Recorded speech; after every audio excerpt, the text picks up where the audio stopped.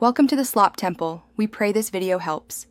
You start by preparing a clean, supported audio file and bringing it into Unity. Import your WAV or OGG into Assets now. Unity will generate an audio clip automatically.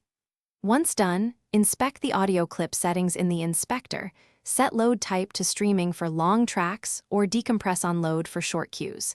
Make sure to set compression and sample rate to preserve quality. This first step ensures Unity reads the file correctly and prevents runtime surprises when you add playback components. Next, you create the playback mechanism by adding an audio source to a game object, commonly an empty music object. Assign the imported audio clip to its audio source component and toggle play on awake if you want immediate playback. For runtime control, create an audio mixer and route this audio source to a mixer group. This lets you change master and music volumes smoothly.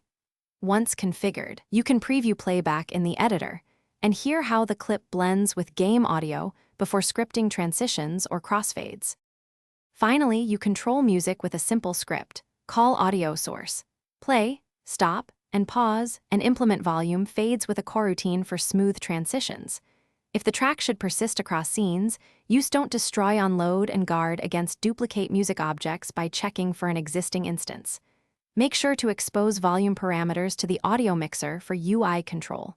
Troubleshooting tip: if you get no sound, verify there's exactly one active audio listener. Check mute/priority settings and ensure the clip was. Thanks for watching. Consider subscribing if we helped you.